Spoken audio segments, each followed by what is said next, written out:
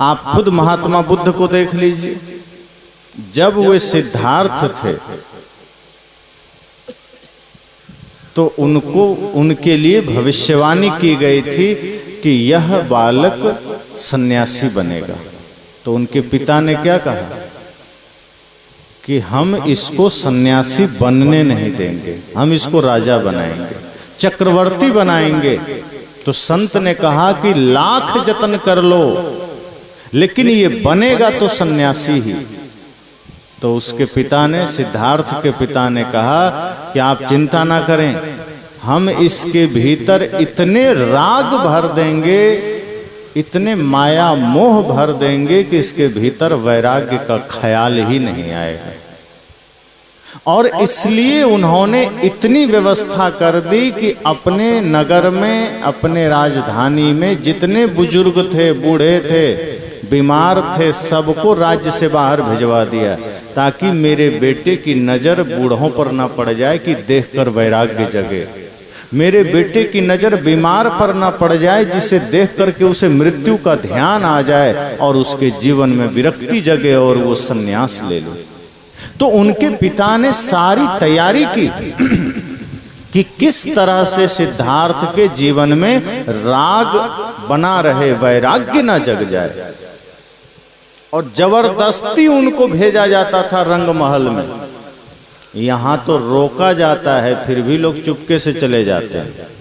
अभी आप रोकते हैं कि देखो नाच देखने मत जाना, ऑर्केस्ट्रा देखने मत जाना, फिल्म देखने मत जाना, लेकिन बच्चे चुपके से चले जाते हैं।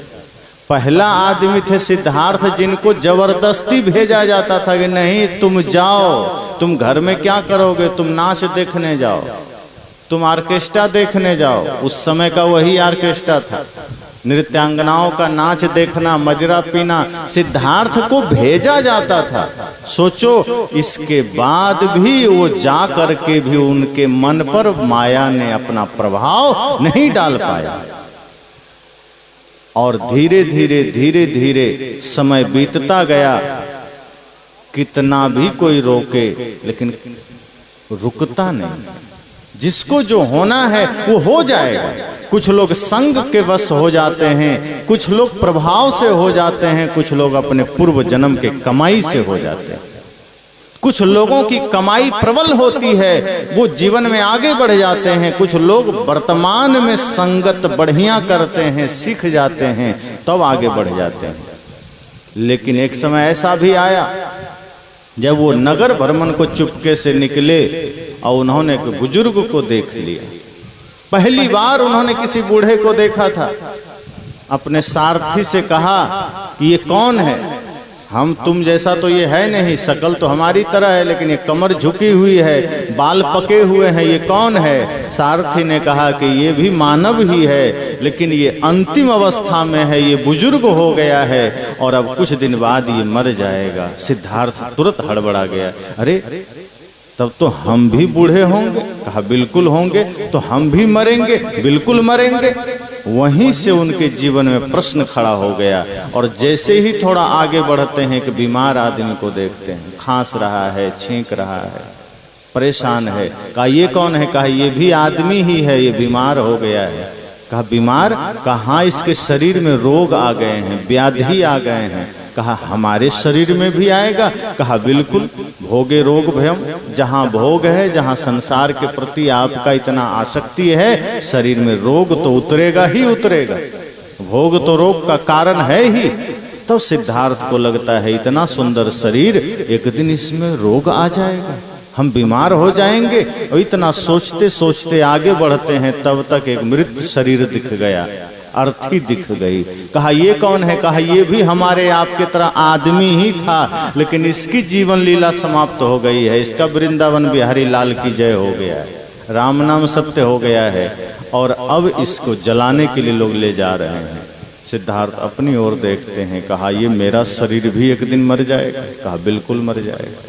तो क्या हमारा शरीर भी जला दिया जाएगा? कहा बिल्कुल जला दिया जाएगा। कहा जो शरीर आज इतना सुंदर दिख रहा है, जिसको हम सजा रहे हैं, जिसको संवार रहे हैं, सिद्धार्थ वो शरीर एक दिन घास की तरह जलेगा, लकड़ी की तरह जलेगा, ये ध्यान रखना। उसके बाद जब आगे बढ़ते हैं, जंगल में एक संत को देखते हैं। संत के चेहरे पर आनंद है, निश्चिंतता है, परम शांति है। सिद्धार्थ ने कहा कि इतने राजा देखे, इतने महाराजा देखे, किसी के चेहरे पर इतनी शांति नहीं थी। ये कौन है जिनके चेहरे पर इतनी शांति है? कहा ना ये राजा है, ना ये महाराजा है, ये संत है, फकीर हैं। कहा इनके पास कितना दौलत है? कहा कुछ भी नहीं, बाहर का कोई दौलत नहीं है। बाहर का दौलत जिसके पास रहता है वो तो दुविधा में रहता है, वो तो दुख में रहता है, पीड़ा में रहता है। इन्होंने तो बाहर के दौलत का त्याग कर दिया है, भीतर का दौलत पा लिया है, परम शांति का, सत्य का, राम का धन इन्होंने पा लिया है। और अब ये निश्चिंत हैं, कोई चिंता नहीं है। इनके जीवन में चाह मिट गई है, इनके जीवन में मांग मिट गई है, इनकी आसक्ति मिट गई है। और जिनकी चाह मिट गई, सदगुरु कबीर भी कहते हैं, चाह गई चिंता मिटी, मनुआ बेपरवाह, जिनको कुछ नहीं चाहिए वो ही शाहंशाह। कहा सम्राट और शाहंशाह तो वो है जिसको कुछ नहीं चाहिए। सिद्धार्थ ने कहा फिर तो यही जीवन हमें चाहिए कि कुछ भी ना हो और हम सम्राट बन जाएं। ये बहुत कुछ लेकर के सम्राट बना हुआ आदमी तो भीतर से खोखला होता है, भीतर से रोगी होता है, भीतर से दरिद्र होता है, वो सुखी नहीं होता। और उसी दिन से सिद्धार्थ के जीवन में विरक्ति का आगमन होता है और घर जाते ही तमाम प्रश्नों में घिरा सिद्धार्थ आधी रात को पत्नी, बच्चे, राज्य, माता पिता छोड़कर निकल जाते हैं। और अगर वो निकल गए तभी आज इतने बड़े महापुरुष भगवान बुद्ध का हमें दर्शन हुआ। क्यों निकल गए? क्या हम बूढ़ों को नहीं देखते हैं? कितने लोग बदल गए। क्या हम बीमार को नहीं देखते हैं? कितने लोग बदल गए। क्या हम अर्थी को नहीं देखते हैं? कितने लोग बदल गए।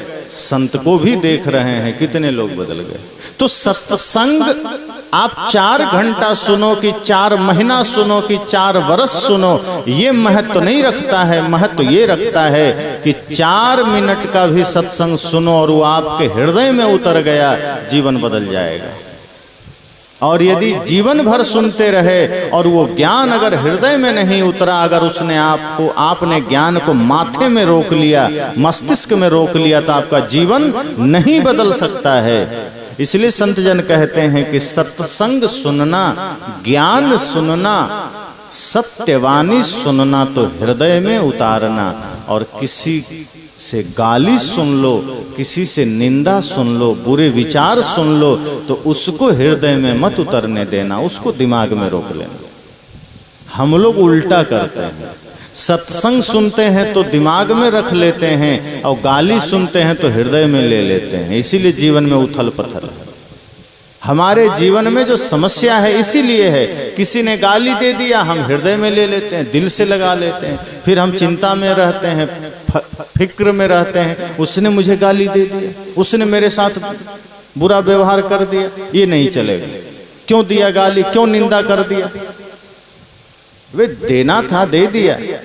आप अपने हृदय में ज्ञान का आगमन करो, बुरे विचारों को मत आने देना, वरना आपका हृदय गंदा होगा। अब एक कहानी सुनते हैं ना, समुद्र मंथन हुआ, प्रतीक है सब। वास्तव में कहानियां, कथाएं हमें समझाने और सिखाने के लिए बनाई जाती है। यथार्थ में ऐसा नहीं है कि समुद्र मंथन हुआ, जहर निकला तो सब भागने लगे, कोई पीने को राजी नहीं, लेकिन शिव जी पी गए। लेकिन शिव जी ने क्या किया? कंठ में रोक लिया कि हृदय में उतरने दिया। जहर था, कंठ में रोक लिया। ये बहुत बड़ा संकेत है कि इसी तरह से अगर संसार में कोई गाली रूपी जहर आपको दे तो हृदय में मत उतरने देना, आप भी कंठ में रोक लेना। अगर कोई निंदा का जहर दे, कोई शिकायत का जहर दे, कोई आलोचना का जहर दे आपको भी, तो पीना जरूर, लेकिन उसको हृदय में मत उतरने देना, वरना नष्ट कर देगा आपको। उसको कंठ में रोक लेना और कहीं से ज्ञान अमृत मिल जाए। जब बाद में अमृत निकला, सब लोग पी गए, संत कहते हैं इसी तरह जब कोई ज्ञानामृत मिले, सत्संग मिले, तब उसको कंठ में मत रोकना, उसको हृदय में रोक लेना। तो सत्संग थोड़ी देर का भी हो लेकिन उससे जीवन बदलना चाहिए। हम कहाँ बदल पाते हैं? रत्नाकर और नारद के बीच में या सप्तऋषियों के बीच में थोड़े देर का सत्संग हुआ, मुश्किल से आधे एक घंटे का, उतने में रत्नाकर बदल करके वाल्मीकि हो गए। बुद्ध और अंगुलीमाल का सत्संग हुआ, अंगुलीमाल बदल करके साधक बन गया, बहुत बड़ा अहिंसक बन गया। हम लोगों से भी छोटे छोटे अंगुलीमाल बहुत मिलते रहते हैं और बदल जाते हैं। हम सब भी ये चेष्टा करें कि जो कुछ भी हमारे जीवन में बुराई है, जो कुछ भी हमारे जीवन में गंदगी है, उसको हमें मिटाना है। पहले दिन मैंने कहा था ना, अंदर झाड़ू दे के कूड़ा दूर बहाए।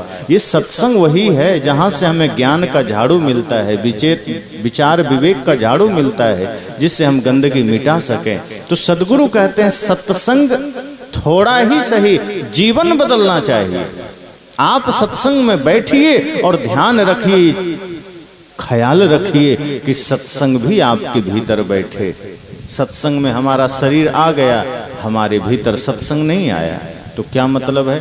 ये तो ऐसा ही है कि सत्संग में, जैसे पानी में आप चले गए, अब गंगा नदी में आप खूब तैर रहे हैं और आप कहें मुझे बड़ी प्यास लगी है, तो इसका मतलब है कि पानी में आप तो हैं लेकिन आप में पानी नहीं जा रहा है, आप पी सकते हैं।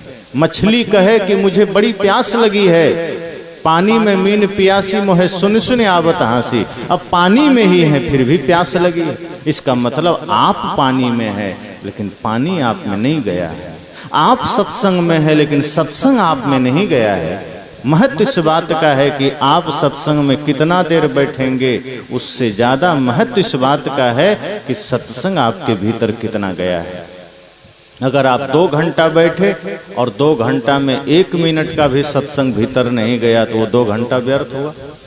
अगर आप 10, 20, 50 साल से सत्संग कर रहे हैं और सत्संग भीतर नहीं आया तो समझना वो 10, 20, 50 साल व्यर्थ चला गया।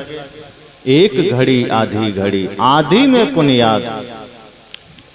कबीर साहब के पास एक आदमी गया कि हम संत गुरुजनों का दर्शन कब करें और कितना करें।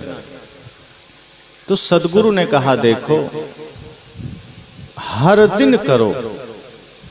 तो आदमी ने कहा कि गुरुदेव व्यस्त आदमी है, इतना समय कहाँ मिल पाता है जो हम रोज गुरु जी का दर्शन करें। थोड़ा सा कुछ छूट कर दो, थोड़ा मोहलत दे दो, कुछ तो समय बढ़ा दो। तो सद्गुरु कबीर साहब ने कहा ऐसा है, अगर रोज दर्शन नहीं कर सकते हो तो कम से कम सप्ताह में एक बार जरूर करो। तब आदमी ने कहा नहीं नहीं गुरुजी, ये भी संभव नहीं है, काम बहुत है, परिवार है, सबको देखना होता है, सप्ताह में एक बार भी दर्शन हम नहीं कर सकते हैं, कुछ और मौका दीजिए। तब सद्गुरु कबीर ने कहा देखो तब कम से कम 15 दिन में जरूर दर्शन करो। आदमी बड़ा चालाक होता है, वो कहा नहीं नहीं गुरुजी इतना भी टाइम नहीं है, परिवार के लिए बहुत समय देना पड़ता है, थोड़ा और रियायत कर दो और मौका दे दो। तब कबीर साहब ने कहा देखो कम से कम 1 महीना में जरूर संत का दर्शन करो, गुरु का दर्शन करो। आदमी ने फिर हाथ जोड़ लिया, कहा नहीं प्रभु थोड़ा छूट और कर दो। आदमी पहली प्राथमिकता में धन परिवार संसार को रखता है और दूसरे तीसरे नंबर में सत्संग को डाल देता है, इसीलिए जीवन से दुख कभी मिटता नहीं है। पहली प्राथमिकता सत्संग की होगी तो आप किसी न किसी रूप में गुरु का दर्शन कर लेंगे। कहने का मतलब शरीर से ही दर्शन नहीं करना है, ज्ञान का दर्शन अगर हम प्रतिदिन कर रहे हैं, सद्गुरु के वचनों का दर्शन प्रतिदिन कर रहे हैं, प्रतिपल कर रहे हैं, तब भी जीवन में बदलाव आ जाएगा। लेकिन ना हम ज्ञान का दर्शन कर पाते हैं, ना शरीर का दर्शन कर पाते हैं। तब सद्गुरु कबीर ने कहा चलो ठीक है, कम से कम 3 महीना में गुरु का दर्शन जरूर करो। उस आदमी ने कहा 3 महीना में भी ना कर सकें तो? तब सद्गुरु कबीर ने कहा फिर कम से कम 6 महीना में जरूर करो। उसने कहा गुरुजी और कुछ मौका मिल सकता है क्या? कहा 1 साल में तो जरूर करो। कहा तब भी ना कर पाए तब सद्गुरु ने कहा फिर चुल्लू भर पानी में डूब मरो। अगर 1 साल में गुरु का दर्शन नहीं कर सकता है तो तुम्हें जीने का कोई नैतिक अधिकार नहीं। फिर धरती पर तुम बोझ हो, तुम्हारे जीने का कोई औचित्य नहीं है, कोई मतलब नहीं है। जिस आदमी को वर्ष में एक बार गुरु दर्शन का मौका ना मिला, जो व्यक्ति वर्ष में एक बार गुरु का साक्षात दर्शन ना कर सका, सदगुरु कहते हैं धरती पर वही आदमी बोझ है, दूसरा कोई बोझ नहीं। ये जानवर बोझ नहीं है, तो फल पा रहे हैं। जितने भी जीव जंतु जानवर हैं, ये तो कर्म फल पा रहे हैं। ये भोग की भूमिका में है, ये मनुष्य कर्म की भूमिका में है। और आदमी कर्म की भूमिका में रहकर भी अगर कर्म नहीं किया बढ़िया कर्म, तब समझना वो धरती पर बोझ है, वो धरती पर पाप इकट्ठा कर रहा है। इसलिए वर्ष में एक बार गुरु का दर्शन जरूर करो। तो सदगुरु ने क्या कहा, एक घड़ी आधी घड़ी, आधी में पुण्य। थोड़ा ही सत्संग सुनना, थोड़ा ही सत्संग करना, लेकिन पूरे मन से करना, पूरे भाव से करना, तब जीवन में बदलाव आएगा। लेकिन हम सत्संग करते हैं एकदम बचते बचते, थोड़ा सा चलो साइड से हो जाए। अब 3 दिन का सत्संग है, आदमी सोचता है 3 दिन का है, चलो तीसरा दिन चलेंगे। क्यों, पहला दूसरा दिन क्या वहां गाली दी जाएगी? पहला दूसरा दिन सुन लोगे तो क्या हो जाएगा? लेकिन आदमी की मनोवृत्ति ऐसी होती है कि 3 दिन का है, तीसरा दिन चलेंगे।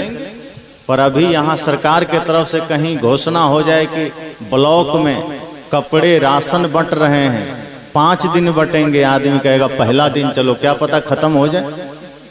जब राशन बंट रहा है, पहले दिन आप पहुंच जाएंगे, चाहे वहां कितना भी भीड़ हो, कितना भी लात जूता खाना पड़े, पहुंच जाएंगे पहला दिन। लेकिन गुरु के द्वारा ज्ञान बंट रहा है, जीवन को सजाने के सूत्र मिल रहे हैं, हम सोचते हैं 3 दिन का है, तीसरा दिन चलेंगे। क्यों? क्योंकि हमने संसार को पहले नंबर पर रखा है, ज्ञान को दूसरे नंबर पर कर दिया।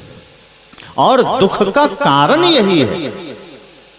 सदगुरु ये नहीं कहते कि काम छोड़ दो, सदगुरु कबीर कहते हैं तन से काम मन से राम, कहीं कबीर सरे दो काम। काम करते हुए भजन चलते रहे, काम करते हुए राम का सुमिरन चलता रहे। आप खेत में काम कर रहे हो, मन में राम चलता रहे, तो आपका खेत में काम करना पूजा बन सकता है। आप घर में भोजन बना रहे हो, भोजन बनाते बनाते सुमिरन चलता रहे, वो भोजन बनाना भी प्रसाद बन जाएगा, पूजा बन जाएगा। आप सड़क में झाड़ू लगा रहे हो, मन में सुमिरन चलता रहे, सड़क में झाड़ू लगाना भी आपका मंदिर में झाड़ू लगाना हो जाएगा। अगर आपने शौचालय साफ करना है और आप उस वक्त भी पवित्र मन से कर रहे हो, शौचालय साफ करना भी पूजा बन जाता है। आपके मन पर निर्भर करता है कि किस भाव से आप काम करते हैं।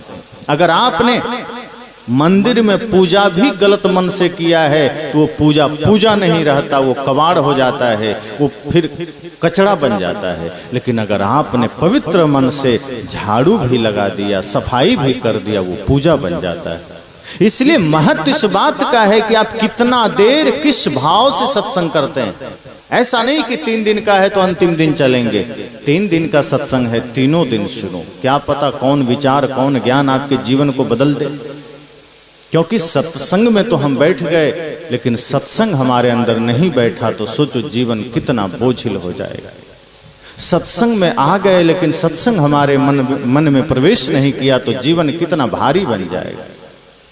सत्संग हमें पूर्ण रूप से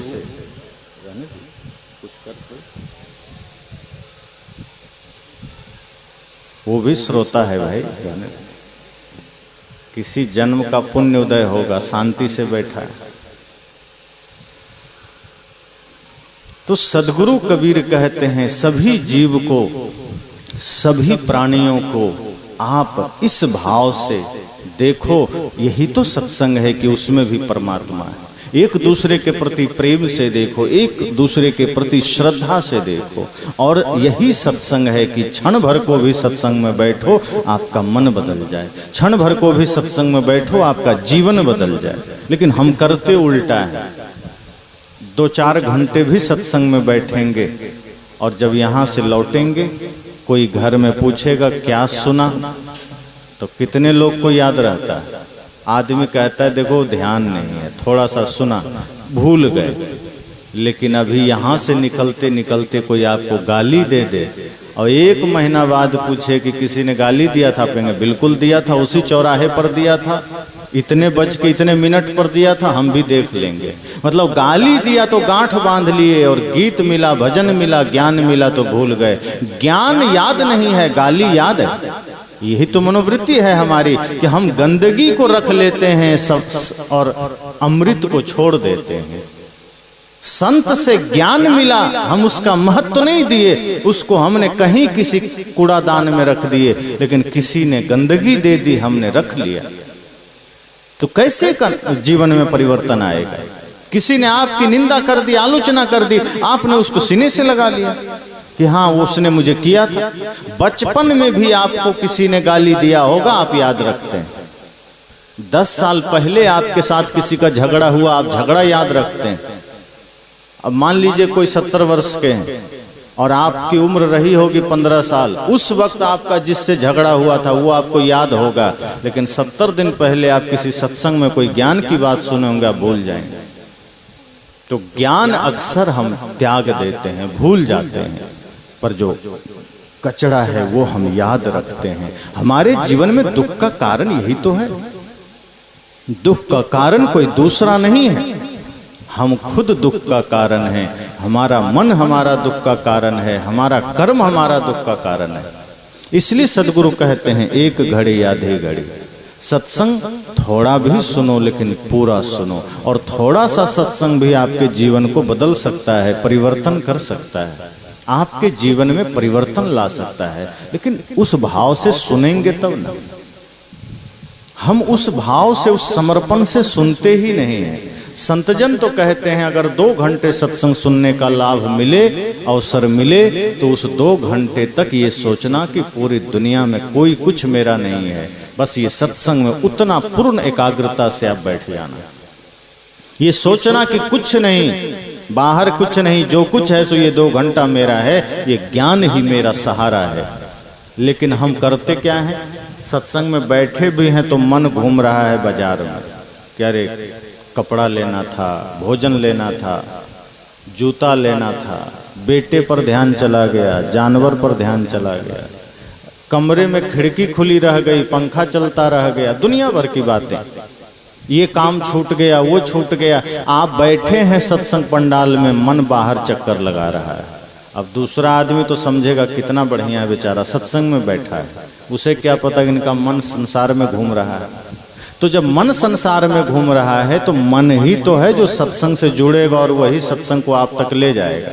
मन साधन है, और मन रूपी साधन अगर कहीं और चला गया तो सत्संग हमारे सिर के ऊपर से चला जाएगा। जैसे बरसात हो जाए और कई लोग रेनकोट पहन लेते हैं, तो जब रेनकोट आप पहन लेते हैं बरसाती, उसके बाद आप बरसात में निकल जाएं, बारिश तो खूब होती है, देखने में तो लगेगा कि सारा पानी गिर रहा है आपके देह पर, लेकिन जब आप फिर कमरे में आके बरसाती उतारते हैं तो भीतर आपका पूरा कपड़ा सूखा के सूखा रहता है, एक बूंद भी नहीं जाता। ऐसे ही हम माया मोह का, प्रपंच का बरसाती पहन के सत्संग में बैठते हैं तो ज्ञान का अमृत तो खूब बरसता है, लेकिन वो भीतर अमृत जाता ही नहीं, क्योंकि माया का पूरा पर्दा और बरसाती हम ओढ़े रहते हैं। हम घर जाते हैं फिर वही क्रोधी हम बन जाते हैं, वही लोभी हम बन जाते हैं, वही घृणा हमारे जीवन में आ जाती है, वही भाई से झगड़ा हम करने लगते हैं, उसी तरह माता पिता का अनादर करने लगते हैं। जितनी देर हम सत्संग में बैठते हैं हम धार्मिक हो जाते हैं, जितनी देर हम सत्संग में बैठते हैं हम सत्संगी हो जाते हैं। यहाँ किसी का किसी से कोई लेना देना, कोई नफरत, कोई घृणा नहीं, सब शांति से बैठे हैं। लेकिन जैसे ही संसार में जाएंगे, घर में परिवार में जाएंगे, प्रतिकूलता आएगी, फिर भीतर से क्रोध निकलने लगेगा, ईर्ष्या निकलने लगेगी, द्वेष निकलने लगेगा, फिर सास बहू से झगड़े करेंगे, फिर भाई भाई से झगड़ा करेंगे, पिता पुत्र से झगड़ा करेंगे, पड़ोसी पड़ोसी से झगड़ा करेंगे। फिर लोग कहेंगे अरे भैया तुम तो सत्संग में गए थे, का छोड़ो सत्संग बाहर रखो, अभी तो पहले निपटने दो, सत्संग को बाहर रखो, पहले निपटने दो। मतलब कि नहीं, हमारे लिए यही जरूरी, नहीं सुनेंगे किसी का। कोई संत भी पहुंच जाए उस समय कि क्यों लड़ रहे हो, आप भी दूर रहिए वरना आपको भी पड़ जाएगा। आदमी इतना अहंकार और इतना झगड़े में पड़ जाता है कि वो गुरु का वचन भी मान नहीं रखता, और वो लड़ाई में इतना गहरा उतर जाता है कि जीवन में उस प्रपंच में, उसी कचड़े में अपने आप को डुबा लेता है। तो सदगुरु कहते हैं एक घड़ी आधी घड़ी, आधी में पुण्यात। आगे और भी सदगुरु कबीर एक दोहा में कहते हैं कि सत्संग की आधी घड़ी सुमिरन बरस 50, बरसा बरसे एक घड़ी रहट 12 मास। वे कहते हैं कि अगर आपने आधी घड़ी सत्संग किया है तो सुमिरन अगर 50 बरस आपने किया है अर्थात नाम जप, तब भी सत्संग ही भारी पड़ेगा, गुरु का ज्ञान ही भारी पड़ेगा। कैसे? जैसे लोग रहट पहले चलाते थे किसान लोग खेत में सिंचाई करने के लिए, बड़ा सा कुआं होता था, छोटे छोटे उसमें जलपात्र उसमें चक्का में बंधा होता था, और वो जब घूमता था तो नीचे जलपात्र में पानी भरते भरते ऊपर आता था, फिर वो पानी गिरता था, फिर पानी भरता था, ऊपर आता था, उसको रहट कहते हैं।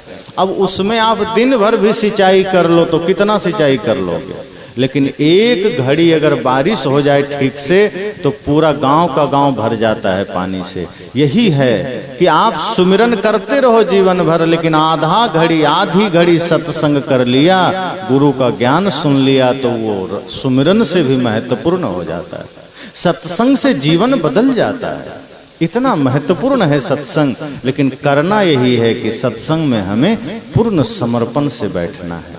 आप ये सोचना कि हम 2 मिनट भी बैठें तो इस एकाग्रता से बैठें कि कुछ तो परिवर्तन आवे हमारे जीवन में, हम अपना कुछ तो बुरा त्याग करके जाएं, कुछ तो बुराई छोड़ करके जाएं। हम सत्संग में आते हैं तब भी बुराई छोड़कर नहीं जा पाते। भले ही सत्संग में आना कम हो जाता है, लेकिन सत्संग में आकर के हम अच्छा ग्रहण नहीं कर पाते और बुरा छोड़ नहीं पाते। जबकि संत जन कहते हैं जब भी सत्संग सुनिए तो हर आदमी चेष्टा करिए कि कुछ न कुछ बुराई हमें छोड़ कर जाना है।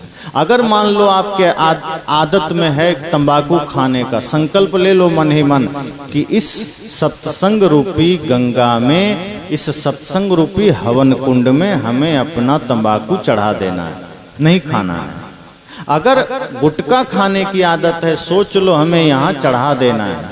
अगर झूठ बोलने की आदत है, समझ लो गुरु के सामने इस ज्ञान यज्ञ में हमें अपना झूठ चढ़ा देना है। अगर गाली देने की आदत है तो इस ज्ञान कुंड में गाली चढ़ा देना। इस तरह से एक एक बुराई को आप देखना कि हमें चढ़ा कर जाना है, हमें लेकर नहीं जाना है। लेकर आए थे, लेकिन जब यहाँ से जाओ तो निर्विकार होकर जाओ। अब एक दिन में सब बुराई नहीं छूटेगी, लेकिन एक एक छोड़ना शुरू करेंगे तो धीरे धीरे सब छूटेगी। एक गांव में सत्संग हो रहा था, तो एक आदमी था जो बड़ा आलसी था और शराबी भी था एक नंबर का। पत्नी बेचारी परेशान थी, वो देखती थी कि काम कुछ करता नहीं है, और जब देखो तब एक बोतल चढ़ा लेता है, शराब पी लेता है, और नशा में यहाँ वहाँ बदमाशी करते हुए फिर घर आता है, घर में भी बदमाशी करता है। तो एक जगह सत्संग हो रहा था, पत्नी ने कहा देखो सत्संग है पास में, तुम चले जाओ। उस आदमी ने कहा नहीं, मुझे सत्संग वत्संग से कोई मतलब नहीं, वहाँ जाएंगे साधु लोग का काम यही है, शराब छोड़ दो, नशा छोड़ दो, फालतू का काम। अरे हम अपना पैसा का पीते हैं, साधु का क्या जाता है, और झूठे पीछे पड़ा है, शराब छोड़ दो। क्यों छोड़ दें शराब? पत्नी ने कहा देखो जाना तो पड़ेगा, अब दूर ना जाओ, पास में सत्संग है, जाना तो पड़ेगा। वो सोची बेचारी क्या पता जाने से इसका शराब छूट जाए, इसीलिए भेज रही थी। तब उसने कहा ठीक है जाएंगे, लेकिन ये बताओ वहाँ जाएंगे तो वहाँ शराब मिलेगी? क्या पागल हुए हो? इसलिए तो भेज रहे कि शराब छूटे, और तुम पूछ रहे वहाँ शराब मिलेगी? सत्संग में कहीं शराब मिलता है? चाय तक नहीं मिलेगी, लेकिन जाओ। उसने कहा नहीं जाएंगे। पत्नी ने कहा फिर भोजन नहीं देंगे, और अगर नहीं गए तो ये देखो झाड़ू हाथ में सिर पर पड़ेगी। बेचारा सोचा क्या पता गुस्से में सिर पर झाड़ू दे ही दे, अच्छा है चल देते हैं। फिर सोचा जा तो रहे हैं, पता नहीं 2-3 घंटा बैठना पड़ेगा, कितना देर बैठना पड़ेगा, दिक्कत हो जाएगी। ऐसा करते हैं पहले से पी लेते हैं, क्योंकि बिना पिए तो रहता नहीं था। तो रास्ते में मिली दुकान शराब की, एक बोतल चढ़ा लिया और पी करके कुछ दूर चला। तब तक थोड़ी थोड़ी नशा चढ़ी थी। वो वहाँ गया, आराम से एक पंडाल में एक बांस के खूंटे के पास बैठ गया, पीठ को एकदम अटका के टिक करके बैठ गया। उसके बाद संत का प्रवचन सुनने लगा। संयोग से संत नशा पर ही बोल रहे थे और बढ़िया से अपना विचार दे रहे थे, जैसे तंबाकू नहीं खाना चाहिए, तंबाकू में भी निकोटीन नाम का जहर होता है, कैंसर आदि रोग आ जाते हैं, तंबाकू ना खाओ, और बीड़ी ना पियो, सिगरेट ना पियो, गुटखा ना खाओ, बहुत सारे नशा जो हमारे जीवन में है, संत बढ़िया से बोल रहे थे। और इसलिए भी बोल रहे थे कि नशा वास्तव में हमारे जीवन में हमारे स्वास्थ्य का नुकसान तो करता ही है, हमारे धन का, सम्मान का, धर्म का भी नुकसान करता है। आप कोई भी नशा करते हैं, बीड़ी तंबाकू गुटखा, आप जरा उसको रख के हाथ में पूछिए कि आज तक हम तुमको खाए हैं, तुमसे क्या लाभ मिला, तो बीड़ी तंबाकू गुटखा यही कहेंगे कि हमसे कोई लाभ नहीं मिला, बल्कि हमने तुमको रोगी बना दिया, हमने तुमको बीमार बना दिया। और तब अगर आपको लगे तो खाओ, नहीं तो छोड़ दो। तो संत इस तरह समझा समझा कर बोल रहे थे कि देखो, तुम भगवान के मंदिर में जाते हो तो जिस मंदिर को तुमने बनाया है, जिस मंदिर में तुमने मूर्ति रखी है, वहां तो तुम अगरबत्ती जला रहे हो, वहां तुम धूप बत्ती जला रहे हो, और जिस शरीर रूपी मंदिर को स्वयं परमात्मा ने बनाया, यहाँ तुम बीड़ी और सिगरेट जला रहे हो। इसलिए हे मेरे मित्र, संभल जाओ। जिस मंदिर को तुमने बनाया वहां तुम मिश्री और बतासा चढ़ा रहे हो, और जिस शरीर रूपी मंदिर को स्वयं परमात्मा ने बनाया वहां तुम गुटखा और तंबाकू चढ़ा रहे हो। मेरे मित्र संभल जाओ, जिस मंदिर को तुमने बनाया वहां तुम दूध और गंगा जल चढ़ा रहे हो, और जिस शरीर रूपी मंदिर को स्वयं परमात्मा ने बनाया यहाँ तुम शराब चढ़ा रहे हो, इसलिए संभल जाओ। बढ़िया से संत ने समझाया। तब तक उस आदमी को नशा चढ़ गया था, अब वो एकदम झूम रहा था। तो संत को लगा कि ये मेरी बातों को सुनकर झूम रहा है और उसको बढ़िया पसंद आ गया है। तो संत और बढ़िया से बोलने लगे और नशा पर बोलने लगे। उनको लगा कि इसको नशा पर जो हम बोल रहे हैं अच्छा लग रहा है। संत को पता थोड़े था कि वो नशे में, उनको लग रहा था ये सुनकर झूम रहा है। अब वो और झूमने लगा। संत को लगा कि पहली बार एक अच्छा श्रोता आया, मेरी बातों को सुनकर झूम रहा है। लेकिन धीरे धीरे जो गांव के लोग थे वो पहचान गए थे कि ये तो एक नंबर शराबी है, ये कैसे पहुंच गया है, ये तो झूम रहा है, नशे में होगा। फिर भी हो सकता है भाई कहीं सत्संग में मन लग गया हो, क्योंकि दूर वाले को थोड़े पता चल रहा था कि नशा में, थोड़ा सा किनारे बैठा था, गंध भी नहीं आ रही थी। तब तक संत ने अपनी वाणी को रोका, विराम दिया और अंत में कहा कि जिन लोगों को सत्संग से थोड़ा भी लाभ मिला है, थोड़ा भी फायदा हुआ है, वे लोग आकर के संकल्प ले सकते हैं कि हम आज से बीड़ी पीना छोड़ देंगे, गुटखा छोड़ देंगे, तंबाकू छोड़ देंगे, शराब छोड़ देंगे। बहुत लोगों को लाभ हुआ, बहुत लोग के मन में परिवर्तन का भाव आया। एक आदमी खड़ा हुआ, उसने आया, माइक पकड़ा, कहा गुरुजी आज से मैं संकल्प लेता हूं कि बीड़ी पीना छोड़ दूंगा। सबने बहुत धन्यवाद दिया, गुरुजी ने भी धन्यवाद दिया कि चलो बहुत अच्छी बात, तुमने बीड़ी पीना छोड़ दिया। शराबी देखता है, वो भी एकदम बढ़िया सिर हिला रहा है। दूसरा आदमी खड़ा हुआ, वो भी आया, उसने माइक पकड़ा, कहा गुरुजी मैं शराब पीना छोड़ दूंगा। गुरुजी ने धन्यवाद दिया, कहा चलो कुछ तो मन में संकल्प लिया, बहुत धन्यवाद। तीसरा आया, उसने कहा मैं गुटखा छोड़ दूंगा। एक आया, उसने कहा आज से मैं झूठ बोलना छोड़ दूंगा। सब अपना अपना संकल्प ले रहे थे। उसी बीच में शराबी भी उठ गया, उसको लगा कुछ तो लेना चाहिए, वो भी खड़ा हो गया। लोगों की नज़र तब बढ़िया से पड़ गई, कहा अरे ये कौन है, ये तो अपना शराबी भाई, ये तो कभी ना कभी नाली में पड़ा हुआ मिलता है, जब देखो तब किसी न किसी नाली में लेटा हुआ रहता है, आज ये सत्संग में कैसे आ गया, क्या इसका भी जीवन बदल गया। लोग प्रतीक्षा में थे कि आश्चर्य है, संत के विचार से इसका भी जीवन बदल गया। अब वो हिलते हुए आया, माइक पकड़ा, गुरुजी से कहता है गुरुजी मैं भी छोड़ दूंगा। तब गुरुजी ने कहा क्या, कहा चिंता ना करें बिल्कुल छोड़ दूंगा। तो गुरुजी ने कहा सबने तो नाम लिया है, बीड़ी तंबाकू गुटखा शराब, तुम क्या छोड़ोगे ये तो बताओ। कहा गुरुजी आप चिंता ना करें, निश्चिंत रहें, मैं बिल्कुल छोड़ दूंगा। कहा अरे बेवकूफ छोड़ क्या देगा, कल को तुम शराब पीता मिल जाए और कोई कहे कि तुमने तो संकल्प लिया था तो तुम कह दोगे हमने तो नाम लिया ही नहीं। तो तुम ये तो कहो कि तुम क्या छोड़ दोगे। उसने कहा मैं आज से सत्संग में आना ही छोड़ दूंगा, लेकिन शराब नहीं छोड़ूंगा, लेकिन पाप नहीं छोड़ूंगा। यही हाल हम सब का है। संत के सामने खड़ा हो करके उसने ये कहा कि मैं छोड़ दूंगा, लेकिन पाप नहीं, शराब नहीं, अधर्म नहीं, मैं धर्म को ही छोड़ दूंगा, मैं ज्ञान को ही छोड़ दूंगा, मैं सत्संग को ही छोड़ दूंगा। वही हम करते हैं। हम सत्संग में आते हैं, बैठते हैं, संत को सुनते हैं, लेकिन ज्ञान ही छोड़कर चले जाते हैं, सत्संग ही छोड़कर चले जाते हैं। पंडाल से उठते हैं, कपड़े झाड़ते हैं, कपड़े झाड़ने के साथ ज्ञान भी यहीं झाड़ देते हैं। घर जाते हैं, फिर वही क्रोध, वही हिंसा, वही छल, वही कपट, वही ईर्ष्या, वही द्वेष। और हमारे जीवन में कभी दुख मिटता नहीं, हमारे जीवन में कभी भी पीड़ा मिटती नहीं। और बाद में हम कहते हैं कि हम भी तो सत्संग में गए थे, कहाँ दुख मिटा। संत कहते हैं सत्संग में गया तुम जरूर था, लेकिन सत्संग को लेकर तुम नहीं आए। जिस दिन सत्संग में आने के बाद सत्संग को साथ में ले जाएंगे, तभी सत्संग से जीवन बदलेगा। आप सत्संग को पंडाल में ही छोड़ देते हैं। अब पंडाल में सत्संग छोड़ देंगे तो घर में कैसे काम करेगा। सत्संग को साथ में ले जाना। और सत्संग तो यहां सिर्फ सुन रहे हैं, असली सत्संग तो घर में, बाजार में, खेत में, खलिहान में, ऑफिस में ही होना है। यहां से सत्संग को ले जाना घर में। और जिस दिन आप सत्संग घर में ले जाएंगे, झगड़ा बंद हो जाएगा घर में। ध्यान रखना, क्योंकि एक बार में एक ही काम हो सकता है। अगर आपने अपने हृदय में सत्संग को ले लिया है और घर चले गए, तो जिस प्रवृत्ति के कारण आप लड़ते थे, अब उस हृदय में वहां पर सत्संग ने डेरा जमा दिया है।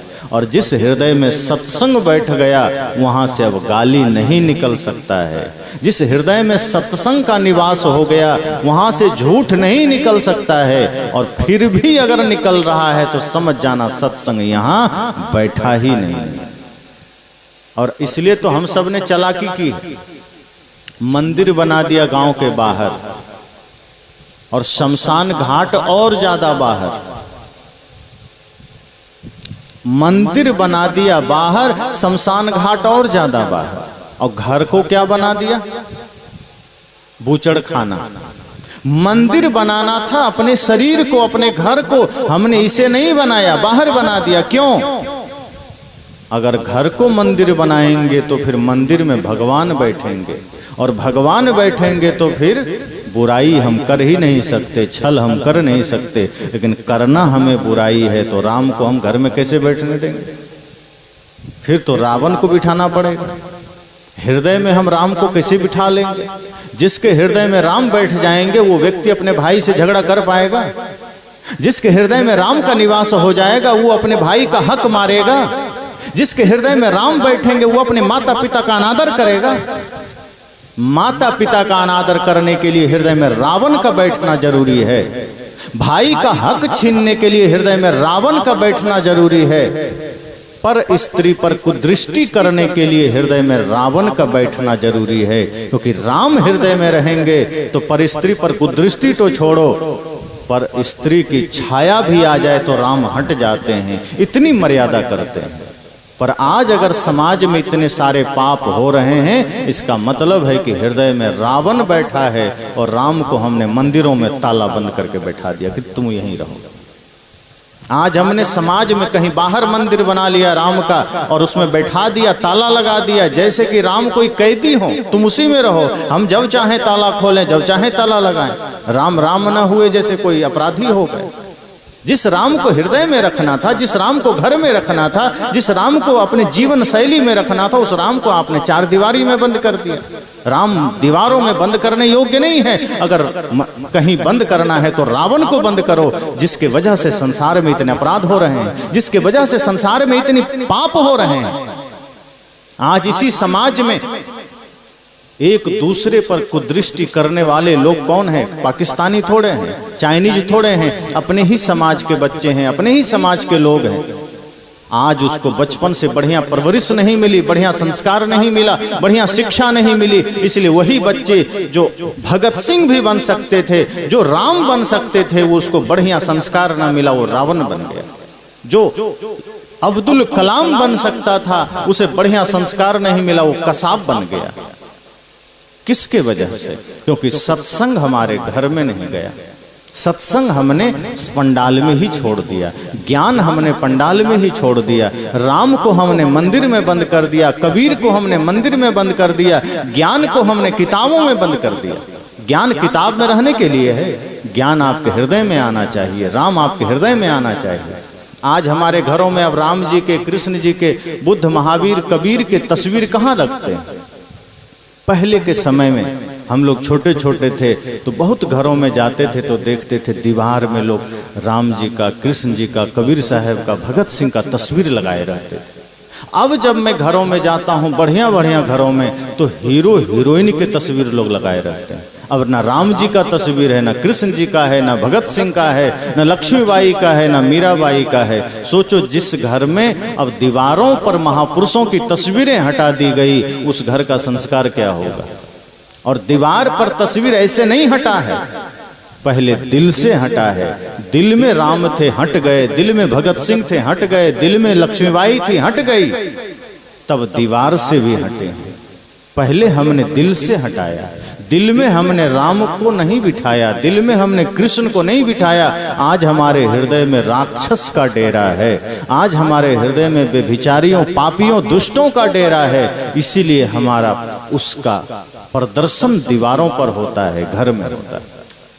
इसलिए संत कहते हैं कि आप सत्संग थोड़ा ही सुनिए, लेकिन सत्संग को घर लेकर जाइए। और जब आप सत्संग को घर लेकर जाएंगे तो आपका जीवन बदलेगा, आपका जीने का ढंग बदलेगा, आपका चिंतन बदलेगा, आपकी सोच बदलेगी। और अगर सत्संग घर तक नहीं गया तो आप जैसा थे वैसा ही रह जाएंगे, आपका जीवन जैसा था वैसा ही रह जाएगा।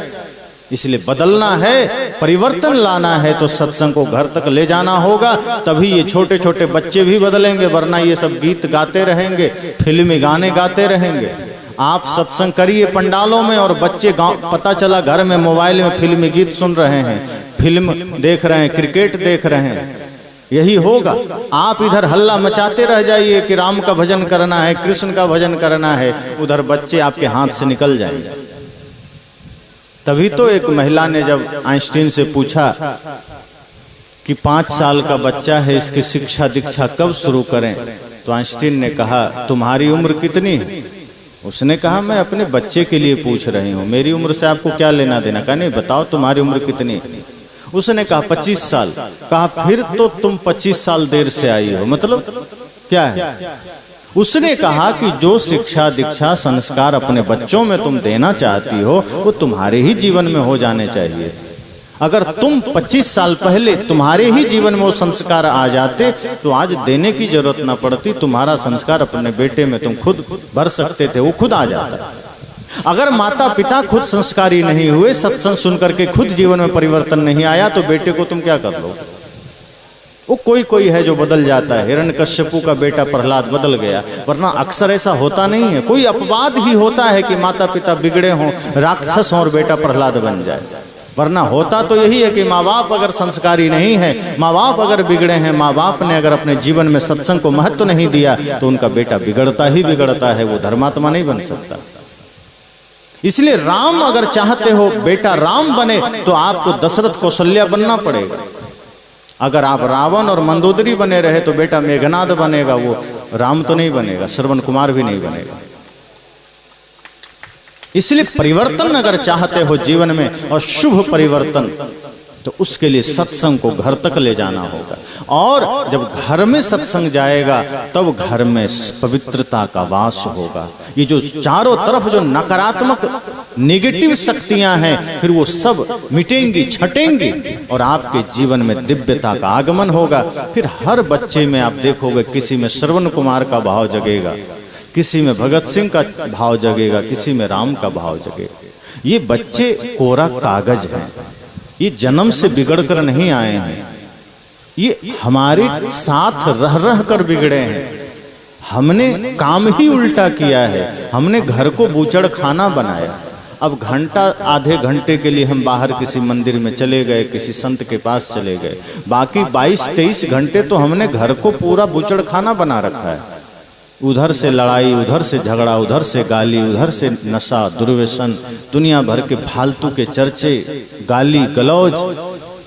एक जगह मैं था, छोटा सा बच्चा था, किसी से झगड़ा किया। अब वो छोटा बच्चा बड़ा आदमी को इतना गंदा गंदा गाली दे रहा था कि सुन करके हमें शर्म आ गई कि सीखा कहाँ होगा, किस विद्यालय में सीखा। गाली सिखाने वाली कोई पुस्तक भी तो नहीं है, कोई विद्यालय भी तो नहीं है। ऐसा है कि आपके क्षेत्र में कोई विद्यालय है जहाँ गाली सिखाई जाती, कोई पुस्तक या YouTube पर कोई प्रवचन आता है किसी का कि चलो हम 1 घंटा गाली सिखाएंगे? फिर भी सीख गया।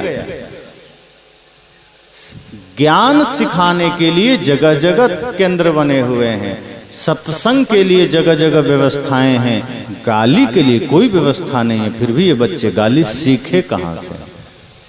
कभी आपने सोचा? एक बच्चे को तो मैंने कहा कि देशभक्ति गीत सुनाओ तो सिर खुजलाने लगा, कहा नहीं आता है। तो क्या आता है? तो फिल्मी गाना सुनाने लगा। मैं कहा ये कहाँ से सीखा? कहा पापा से। हमने कहा दोनों एक ही नाव पर सवार हो। अब जब पिताजी गाना सिखा रहे हैं तो बेटा देशभक्ति गीत कहाँ से सीखेगा? और फिर हम सोचते हैं बेटा देशभक्त बन जाए। कैसे बन जाएगा? आप मोबाइल टीवी खोलते हो, बच्चे को डांस सिखा रहे हो। आप मोबाइल टीवी खोलते हो, बच्चे को फिल्मी गाना सुना रहे हो। घर में भी होम थिएटर लगा करके फिल्मी गाना बजा करके खुद भी नाच रहे हैं, खुद भी डांस कर रहे हैं और सोचते हैं बेटा धर्मात्मा बन जाए। तो ध्यान रखना, अगर आप फिल्मी गाना बजा करके डांस करोगे तो आपका बेटा भांगड़ा करेगा, वो बुद्ध नहीं बनेगा। अगर आप अपने बेटे को धर्मात्मा देखना चाहते हो तो अपने जीवन को शुद्ध कर लेना, पवित्र कर लेना। अगर आपके जीवन में कोई बुराई है उसे मिटा लेना। अगर आप चाहते हो आपका बेटा शराबी ना बने, अगर आप चाहते हो आपका बेटा हत्यारा ना बने, अगर आप चाहते हो आपका बेटा बेविचारी ना बने, वो सारे सद्गुण पहले आपको अपने जीवन में उतारना होगा। अगर एक पिता एक माँ बदल जाए तो बेटा बदल सकता है, लेकिन हम ये चेष्टा नहीं करते, हम ये प्रयास नहीं करते। इसलिए संत जन कहते हैं इससे पहले कि आपका बेटा शराबी बने उसके हाथ में पूजा की थाल पकड़ाना। अगर बचपन से आपने पूजा की थाल पकड़ाया तो कभी हाथ में शराब का प्याला नहीं पकड़ेगा, ध्यान रखना। अगर आप चाहते हैं कि आपका बेटा ना बिगड़े, इससे पहले कि आपका बेटा हाथ में हथियार उठा ले उसके हाथ में कलम पकड़ा देना। अगर आपने बाल्यकाल से ही कलम पकड़ा दिया तो वो हाथ में कभी हथियार नहीं उठाएगा। इससे पहले कि आपका बेटा किसी का गर्दन दबाने के लिए तैयार हो जाए, उसका हाथ किसी संत गुरु का चरण स्पर्श करा देना। वो कभी किसी का गला नहीं छुएगा। अगर आप चाहते हो इससे पहले कि आपका बेटा समाज में सबको गालियां दे, उसके मुख में परमात्मा का गुरु का नाम जपवा देना, नाम रटा देना, ताकि उसके मुख से गालियां ना निकले। ये काम आप करोगे तभी समाज सुंदर बनेगा, वरना नहीं बनेगा। इसी समाज में कितने सारे पाप हो रहे हैं, कितनी सारी समस्याएं हो रही है। आज बहुत जगह मैं देखता हूँ छोटे छोटे बच्चे इतनी गंदगी फैला रहे हैं, इतना गंदा गंदा मोबाइल में सब वीडियो देख रहे हैं। बहुत से पिता शिकायत करते हैं कि गुरुजी क्या करें, बेटा तो बिगड़ गया। मोबाइल हाथ में ले लिया, कोई कार्टून देख रहा है, कोई फिल्म देख रहा है, कोई कुछ भी अश्लील वीडियो देख रहा है। मैंने कहा आपने ही बिगाड़ा है, किसी दूसरे ने नहीं बिगाड़ा। ये काम आपका ही है, माता पिता खुद दोषी है। ये बेटा गर्भ से बिगड़ कर नहीं आया था, ये किसी दूसरे ने नहीं बिगाड़ा था। आप असावधान हैं, आपका छोटा सा बच्चा आप वहीं तंबाकू खा रहे हैं, आपका छोटा सा बच्चा आप वहीं किसी को गाली दे रहे हैं, छोटा सा बच्चा आप वहीं अखबार पढ़ रहे हैं, छोटा सा बच्चा है वहीं आप पत्नी से झगड़ा कर रहे हैं। सोचो जब आप कदम कदम पर बुरे काम करोगे, छोटा छोटा बच्चा वहां खेल रहा है, बैठा है, वो क्या सीखेगा? आपके एक एक कृत्यों को वो सीखता है। आपके द्वारा किया गया एक एक पाप के कर्म उसको एब्जॉर्व करता है, स्वीकार करता है। इसलिए संत कहते हैं कि सजग हो जाना। बच्चे तो और ज्यादा मेमोरी से मजबूत होते हैं, कोरा कागज होते हैं। अगर आपने ये समझा कि वो अबोध है, वो नादान है तो ये आपकी भूल है। वो बोल नहीं सकते हैं लेकिन उसकी मेमोरी आपसे कई गुना ज्यादा तेज है, क्योंकि अभी कोरा है। आप जो कुछ भी करेंगे वो सीखता चला जाएगा, और 8-10 साल का होगा तब निकलेगा, तब आप कहोगे कि अब क्या करें। अब आप ही लोग देखो क्या करते हैं। बच्चे को मेला घुमाने ले गए, खिलौना वाला रिवॉल्वर आप बेटे को खरीद को दे दिए। अब है तो खिलौना, लेकिन हाथ में आया तो उसको भी पता है कि इससे मारा जाता है। मन में हिंसा का भाव आ गया, वो आपके ऊपर ही तान देता है। तो आप पिता हैं, आप भी खुश होते हैं, आप भी जानते तो नकली है, मरेंगे थोड़े, लेकिन आप खुश होते हैं कि चलो ठीक है हमको गोली मारो। बेटा आपके तरफ तान करके चला देता है, आप भी मरने की एक्टिंग करते हैं, वो हंसता है। फिर दादाजी कहते हैं थोड़ा हमें भी मार दो भाई, फिर उधर मार देता है। छोटा सा बच्चा है, हाथ में रिवॉल्वर है, नकली है, खिलौना है, लेकिन संस्कार कौन सा चढ़ रहा है। फिर माँ कहती है थोड़ा हमें भी चला दो, फिर माँ के तरफ चला देता है।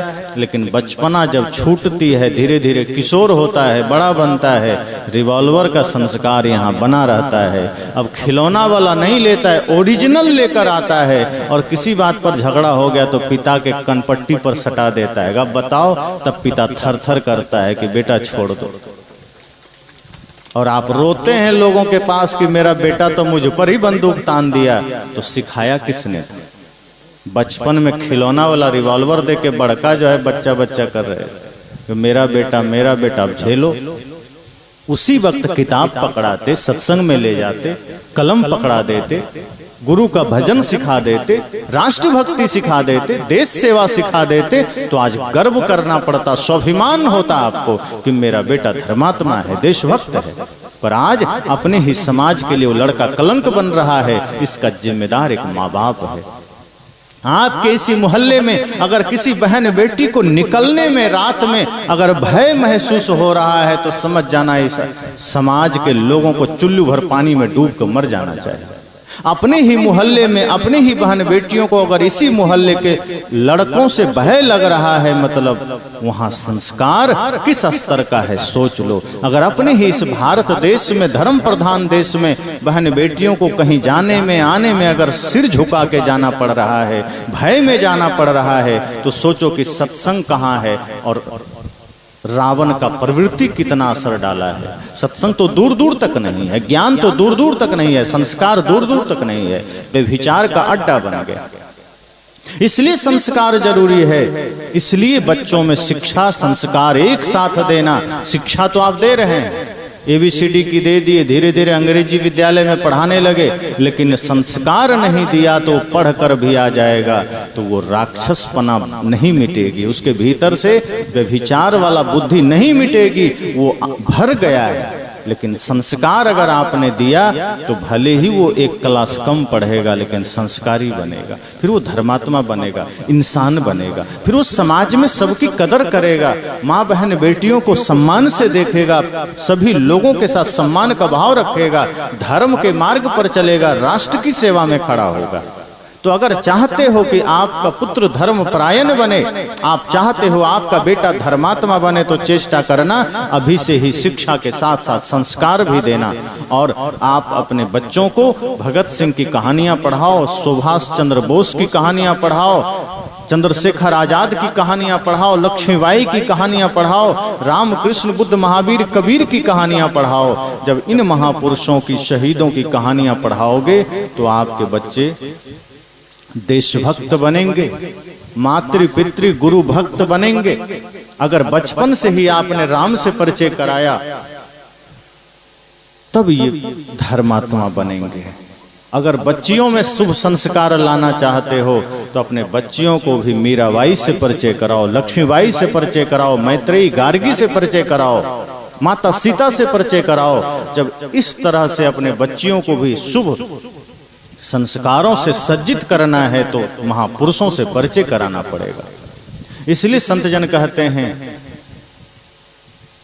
मन पवित्र था मेरा जब जहां में आए थे, धर्म कर्म कुछ न थे अपने न पराए थे, हम बेहोश हो गए होश जब संभाला है, पहले से जो डूबे थे हमको भी धकेला है।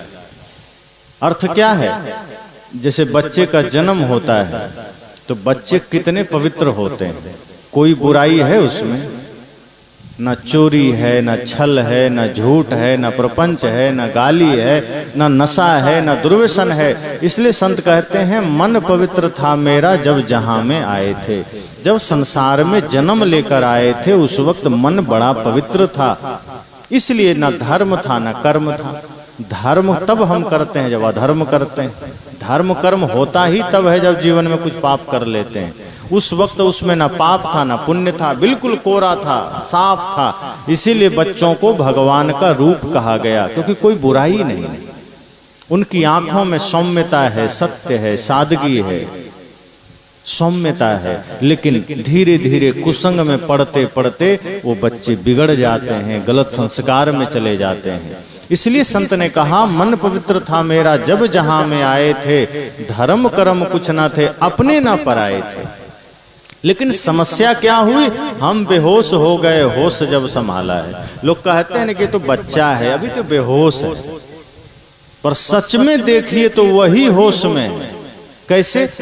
अभी झूठ नहीं है उसमें, चोरी नहीं है, छल नहीं है, ईर्ष्या द्वेष नहीं है, नशा दुर्व्यसन नहीं है। मतलब जिसको हम कहते हैं कि बच्चा है ये तो बेहोश है, वही होश में है। और हम बेहोश हो गए, होश जब संभाला है। अब जब हम होश संभाल लिए, 15 साल से ऊपर के हो गए, 10 से ऊपर के हो गए, तब बेहोश हो गए। कैसे? चोरी आ गई, छल आ गया, झूठ आ गया, नशा आ गए, दुर्व्यसन आ गए, पूरा व्यभिचार से जीवन भर गया। मतलब अब जब होश में आना था तब बेहोश हो गए। संसार की नजर में नहीं, अब तो बड़का होश लायक हो गया, अब तो ये बच्चा होश संभाल लिया, यही कहते हैं ना, अब तो ये बड़ा हो गया, अब ये होश संभाल लिया। नहीं, अब बेहोश हुआ है। पहले होश में था कि वो नशा दुर्व्यसन में नहीं था, छल प्रपंच में नहीं था, लेकिन आपकी नजर में जब वो होश संभाला तब जीवन में बुराई आ गई, तब छल आ गया, कपट आ गया, निंदा आ गई, नशा दुर्व्यसन आ गए। और तब संत क्या कहते हैं, ये हुआ कैसे? मान लो 10 साल के बाद उसके जीवन में ये सारे विकार आए कैसे, कहां से सीखा? तो संत कहते हैं पहले से जो डूबे थे हमको भी धकेला है। तो पहले से जो चोरी में, हिंसा में, छल में डूबे थे ये समाज के लोग, परिवार के लोग, उसी ने हमको भी धकेल दिया। हम भी जातिवादी हो गए, हम भी संप्रदायवादी हो गए, हम भी नशाखोर में चले गए, हम भी झूठ में चले गए। मतलब घर और समाज के लोग ही जिम्मेदार हैं। अब कई बार होता है ना, दादाजी सिगरेट पी रहे हैं, बीड़ी पी रहे हैं, अब पोता से कहे जाओ थोड़ा इसमें आग लगा के ले आओ। अब वो गया, 4 बार तो आग लगा के लाया, 5वें बार मन में हो गया थोड़ा हम भी देख लें क्या है, तो 5वें बार पीना शुरू कर देता है। कहीं कहीं मास्टर साहब जाओ बेटा गुटखा ले आओ, अब वो 10-5 बार ला के देता है, एक बार उसका भी मन करता है कि कौन सा प्रसाद है जो मास्टर साहब हमसे मंगा के खाते हैं, एक बार हम भी टेस्ट कर लेते हैं। यही होता है, बुराइयां ऐसे नहीं कि कोई जबरदस्ती मुंह में ठूंस देता है, वो देखते देखते किसी गंदगी को आदमी उसका हिस्सा बन जाता है। इसलिए संत कहते हैं जीवन को अगर निर्विकार रखना है तो माहौल बदलना पड़ेगा। घास फूस के लिए आपको कुछ नहीं करना पड़ता। देखो जहाँ जंगल उगा है, कुछ मेहनत किया आपने, जंगल लगाए नहीं जाते, झाड़ियाँ लगाई नहीं जाती, खुद उगाते हैं। आप उसको बल्कि खत्म करना चाहते हैं। आप खेतों में फसल लगाते हैं तो घास बोते नहीं है, बोते तो गेहूं और चावल है, धान है, लेकिन घास अपने उगाते हैं और आप उसको निकालना चाहते हैं, खत्म करना चाहते हैं, लेकिन वो फिर भी उगाते हैं। लेकिन ऐसा कहीं होता है कि नहीं, कुछ नहीं, घास बोए और गेहूं उगाया कि चलो भाई आज हम खेत में घास बो देते हैं, गेहूं भी उगाएगा। तो गेहूं नहीं उगता, आप गेहूं बोगे तो घास उग आएगा। घास के लिए मेहनत नहीं करनी पड़ती क्योंकि उसका कोई महत्व नहीं है। इसी तरह से अच्छी संतान के लिए मेहनत करनी पड़ती है। बच्चे अच्छा बने इसके लिए तपस्या करनी पड़ती है। बच्चे को धर्मात्मा बनाने के लिए मेहनत करनी पड़ेगी, राष्ट्रभक्त बनाने के लिए मेहनत करनी पड़ेगी, उसके गुरु भक्त बनाने के लिए, माता पिता का भक्त बनाने के लिए आपको मेहनत करनी पड़ेगी। लेकिन लुच्चा लफंगा चोर नशाखोर बनाने के लिए कुछ नहीं करना पड़ेगा। अगर आप चाहते हो आपका बेटा चोर बन जाए, आपको कुछ नहीं करना है, थोड़ा सा ढील दे दो, वो बन जाएगा। अगर आप चाहते हो आपका बेटा नशा सीख जाए, कुछ नहीं करना है, कोई मेहनत नहीं करना है। नशा कर सिखाना हो तो कोई मेहनत की जरूरत नहीं है। चोरी सिखाने के लिए कोई मेहनत की जरूरत नहीं है। व्यभिचार के लिए कोई मेहनत की जरूरत नहीं है। उसके लिए सिर्फ थोड़ा सा ढीला छोड़ दो, धीरे से वो बुराई के मार्ग पर चला जाएगा। लेकिन अगर उसे देशभक्त बनाना है तो महापुरुषों की जीवनियां पढ़ानी पड़ती है। श्रवण कुमार की जीवनी पढ़ाओ कि कैसे श्रवण कुमार ने अपने अंधे माँ बाप को कांवर में लेकर के 4 धाम की यात्रा कराया था। माता पिता को ही भगवान माना था। अगर आप चाहते हो आपका बेटा राष्ट्रभक्त बने तो शहीद आजम भगत सिंह की जीवनियां पढ़ाओ। अपने बेटे को बताओ कि कैसे 23 वर्ष में हमारे देश का वो लाल हंसते हंसते फांसी के फंदे को चूम लिया था। आज 23-25 वर्ष का होने के बाद अपना घर, अपना इतिहास पता नहीं होता। और वो सोचो, भगत सिंह 23 वर्ष में देश के लिए नायक बनकर के फांसी के तख्ते पर चले गए थे। वो कितना महान रहे होंगे। 18 वर्ष की उम्र में खुदीराम बोस देश के लिए शहीद हो गए। 40 साल की उम्र में उधम सिंह देश के लिए शहीद हो गए। चंद्रशेखर आजाद शहीद हो गए। नेताजी सुभाष शहीद हो गए।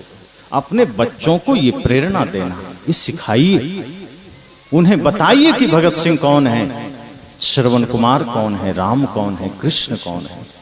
तब उसके जीवन में शुभ आएगा, तब उसके जीवन में पवित्रता आएगी, तब उसके जीवन में ज्ञान आएगा और यही जीवन की उपलब्धि होगी। वरना छोड़ के तो सबको जाना है। कौन यहाँ रहने आया और किसका पता है कि कौन पहले जाएगा? किसी को पता है कि कौन पहले जाएगा, अगला पल क्या होगा?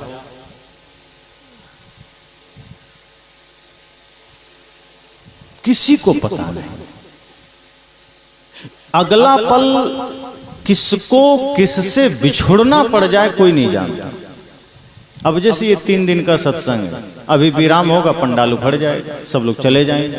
यही तो जीवन का खेल है कि जो आया है वो जाएगा, जो मिला है वो बिछड़ेगा, जो जन्म लिया है वो मरेगा, जिसका उदय हुआ है उसका अस्त होगा, जो पुष्प खिला है वो कुम्हलाएगा। यही सृष्टि का नियम है। और जब हम इसे स्वीकार कर लेते हैं, समझ लेते हैं, तो पाप नहीं करते।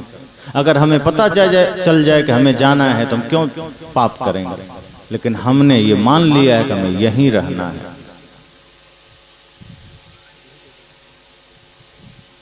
संत कहते हैं ना, उम्र देख पल पल घटी जा रही है,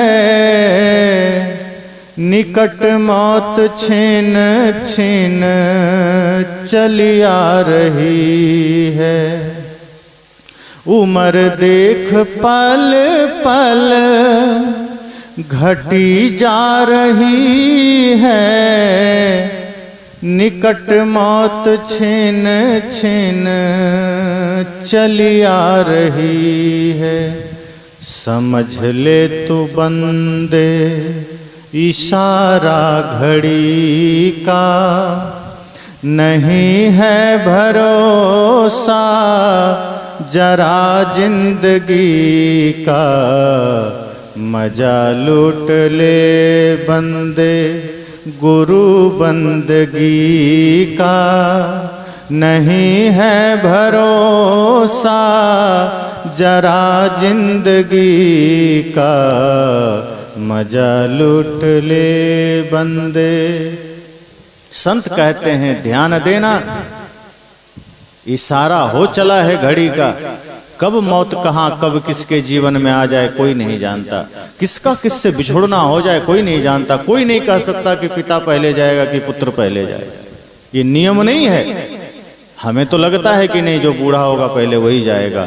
कभी कभी जवान भी पहले चला जाता है, कभी कभी बच्चा भी पहले चला जाता है। इतना नश्वर क्षणभंगुर जीवन है। हम ये ना सोचे कि हाँ हम भी बूढ़ा होकर ही जाएंगे।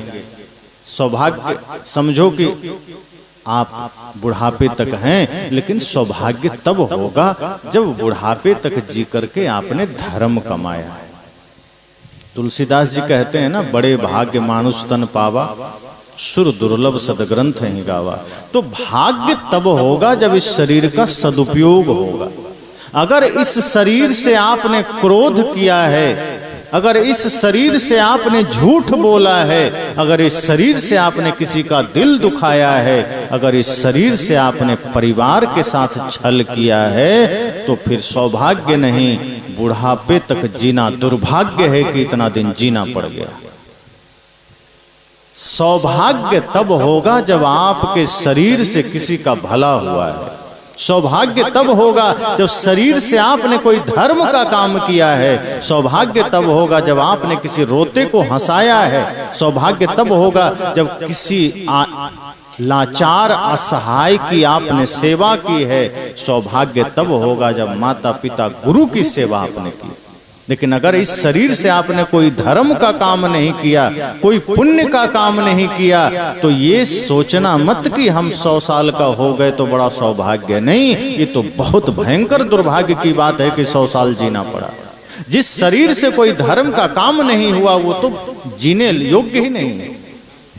शरीर वही सार्थक है जिससे धर्म का काम हम करते हैं। हम तो रोज छल कर रहे हैं, हम तो रोज घृणा कर रहे हैं, हम तो रोज निंदा शिकायत कर रहे हैं, हम तो रोज प्रपंच कर रहे हैं, लड़ाई झगड़े कर रहे हैं। तो ये शरीर सौभाग्य का नहीं, दुर्भाग्य का कारण बन जाता है। इसलिए ध्यान रखना कि बहुत लंबा जीना महत्वपूर्ण नहीं है, थोड़ा भी जियो। खुदीराम बोस 18 वर्ष का थे तभी फांसी हो गई थी, लेकिन पूरा भारत हृदय में रखता है। और कितने लोग होंगे जो 100-100, 150-100 साल जी करके चले गए, कोई जानता तक नहीं, पड़ोसी भी नहीं जानता। तो ऐसी लंबी आयु नहीं चाहिए। आयु खुदीराम बोस की तरह हो, आयु भगत सिंह की तरह हो कि 18 साल का, 23 साल का मिले लेकिन पूरा भारत सीने में रखे। खुदीराम बोस भी चाहते खेलते खाते परिवार में जीते, लेकिन उन्होंने अपने जीवन को माँ भारती के चरणों में चढ़ा दिया। भगत सिंह भी चाहते। अब सोचो, भगत सिंह को फांसी 23 वर्ष में हुई, तो देश सेवा कब शुरू किया होगा उन्होंने? ऐसा तो है नहीं कि हाँ 22 साल में शुरू किया होगा। इसका मतलब है कि जब वो 12-13 साल के रहे होंगे तभी देश सेवा में कूद पड़े होंगे। सोचो, 12-13 साल का लड़का अंग्रेजों की गुलामी से मुक्ति के लिए आजादी की लड़ाई में स्वयं को झोंक दिया, और इतना ज्यादा झोंका, इतना ज्यादा सक्रिय हुए कि 20 साल के पार जाते जाते महात्मा गांधी से ज्यादा पॉपुलर हो गए। ये कोई छोटी बात है? गांधी जैसे नेता और राजनेता के होते हुए, महात्मा गांधी के होते हुए भगत सिंह उनसे ज्यादा पॉपुलर हो गए। मतलब समझ सकते हो कि उन्होंने कौन सा रूप धारण किया होगा, किस तरह माँ भारती की सेवा में उन्होंने अपने को लगाया होगा। ये साधारण बात नहीं है। और खुदीराम बोस 18 साल में फांसी पर गए, मतलब कब शुरू किया होगा लड़ाई? 14 के रहे होंगे, उन्होंने भी शुरू कर दिया होगा। और आज बच्चे 25 साल के हो जाते हैं, उन्हें अपने खेत खलिहान से मुक्ति नहीं मिलती, रिश्ते नातों से, दादा दादी मामा फूफा से मुक्ति नहीं मिलती। जॉब लेना है, जॉब लेना, इसी में उनका 25-30 साल निकल जाता है।